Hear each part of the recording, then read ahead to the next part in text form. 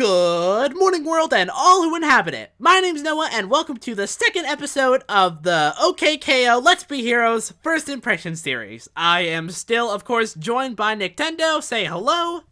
Hello. And in this video, we are going to be talking about episode 3 and episode 4 of OKKO. You're everybody's sidekick, and we messed up. You really captured that we ... messed up. I think that's how the episode's spelled. Yeah, Yeah. Spelled. Well, you can't spell periods. If you're spelling periods wrong, there's something wrong with you. All right, pronouncing, not spelling. Yeah. Okay, so we're going to start by talking about You're Everybody's Sidekick. Let's make a short summary. I guess, Nick, you can do this one. You can do this. Yeah, this one can be summarized pretty well. So, KO wants to impress Enid, go on to the next step of being a hero at his first day on the job. So, he tries his best to help everyone. And Enid's like, KO, you can't help everyone. That's, stupid, and you won't really go anywhere, and it's dumb. And people won't be satisfied and stuff. Yeah, people won't be satisfied if you help them. And KO's like, well, no, I'm gonna prove to you that helping people can satisfy people. So he helps two guys open a pickle jar, and KO's like, hey, Enid, check out what I'm doing, and yeah, she does the vampire hiss thing. And then KO hears another cry for help, and then he goes to the barber shop. The barber's like, oh no, I'm not cutting this person's hair correctly, and KO's like, hey, check it out. He raises the barber up, and the barber's a robot, and he's a cool robot. I like how he's animated sometimes. He's got a cool animation thing where he rotates around the screen. It's pretty cool. Yeah. Anyway, so KO helps him, and he's like, Enid, check it out. And Enid's like, no. So then KO hears another cry for help at the frame store. There's a bear and Papyrus, and the bear's batting on frames, or I think he's batting on drums. I don't remember exactly what happens.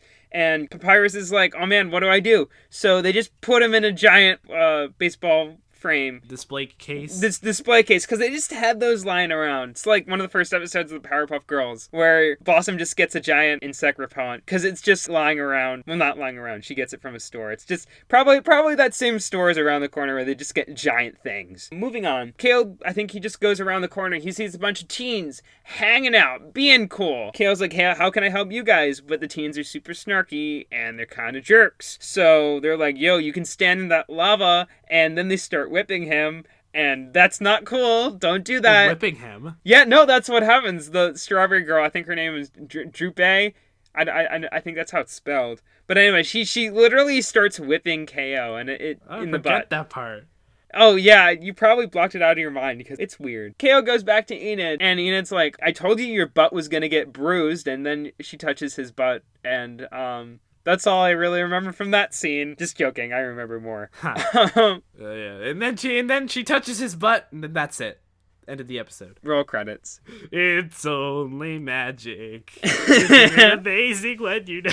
So speaking of which, the end credit song is pretty good. Rebecca Sugar. Yeah, the end credit song. I mean, it's Rebecca Sugar. Yeah, you can't go wrong with Rebecca Sugar. Just saying. Yeah, I mean, she can sing the end credit song to My Life if she wants to. She's free to do so. So Enid shows the leader of the teens, Red Action's social media page, and I like how the social media in this universe is actually called social media. That's such a stupidly smart joke. I love it. Huh. And KO sees that the teens have personal problems, and he's like, yo, I can help with those. And instead of that blowing up in his face, it actually goes pretty well. He solves all the teens' problems using all of the people that he helped previously. I felt that was a bit forced. Just how all the previous people that he came back, just that really, I know it helps everything be satisfying, but it did feel a bit forced. Like after the first one, I was like, oh, that's where they're going with this. A little bit. It's not, yeah, that's the only problem I have with the episode. And then in the end, Enid sees, hey, maybe helping people can be pretty cool. And that's the episode. It's pretty cool.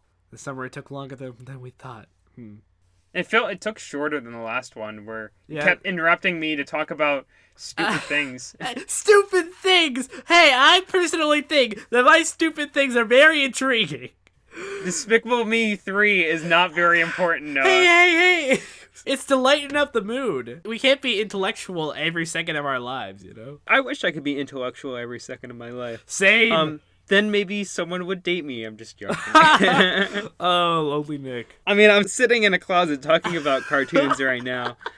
That's what I do. Well, I mean, at least you're not sitting in your mom's basement. Congrats, Noah. You're really living the dream right there. My mom said, don't make jokes about living in your mom's basement. It makes you sound like a creep. Anyway, I like this episode. It was pretty good. Yeah. I say for the third time, we still haven't had an episode that I think is bad. There's not really much else to say except it was pretty enjoyable.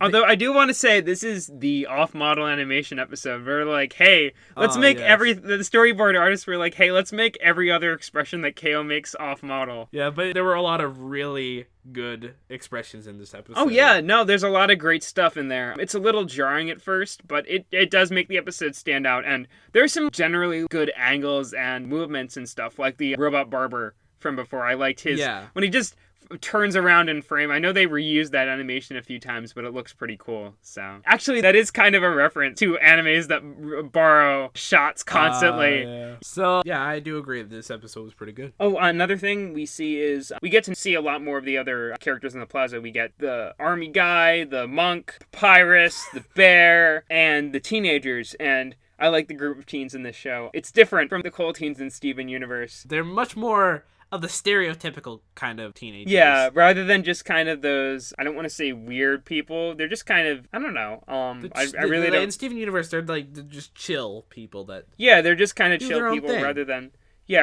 here, they're just kind of take advantage of other people, and they're more self-obsessed, I would say, here, rather than just generally accepting like the teens in Steven Universe. But yeah, good episode. Moving on. Yeah. Now on to we messed up. In this episode, Mr. Gar goes out for some secret important duty thing he has to do, and he says, "Don't go into my office. Don't disappoint me." Yeah, don't disappoint me. And so, but then KO's like, maybe he said that because he wants us to go in his office. I mean, he wouldn't mention it if he didn't want us to go in there. So they go into his office. They see these pictures. One of them is of Carol. Carol's KO's mom, for those who don't watch the show. As shown from previous episodes, Mr. Gar just has this huge crush on Carol for some unspecified reason. Because I guess they had, according to this episode, they had some kind of past. There's going to be some kind of flashback sequence in the future where it shows why Mr. Gar and Carol are like this. And I think that's a very interesting world building, seeing that certain characters had relationships in times gone past. So yeah, they see this picture of Carol on Mr. Gar's desk, and they accidentally break it completely because it slips out of KO's hands, and Rad shoots a laser at it. He uses the wrong finger to shoot because he was trying to freeze it, but he ends up lasering it, so it's shattered. And so KO has to find a way to recreate the picture while Rad and Enid distract Mr. Gar.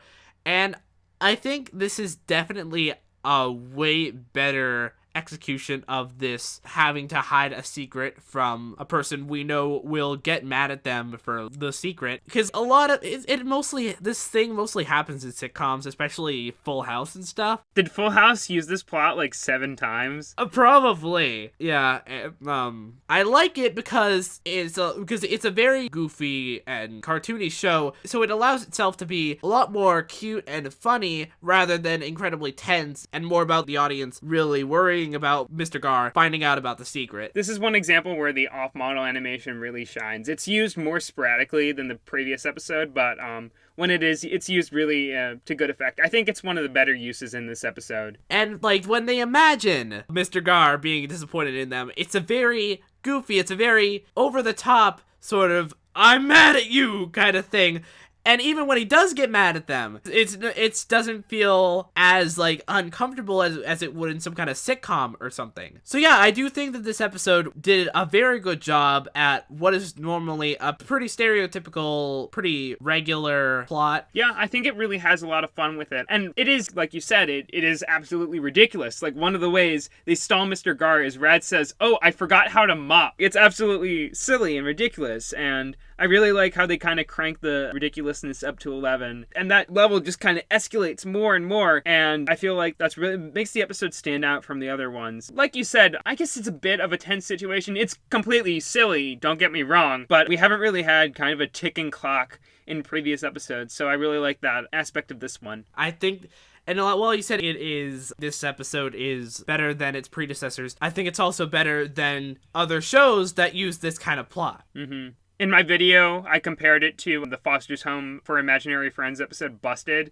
I haven't seen that episode in like 3 years. All I can remember is that it was like one of the early Foster's episodes, so it wasn't paced very well. Because that was at a time where it was like Craig McCracken's Powerpuff team writing half-hour episodes, so a lot of them had a lot of filler, and season 1 of that show isn't paced very well, but that's a different topic for another day. But anyway, yeah, no, you say it. I can't say that episode title right.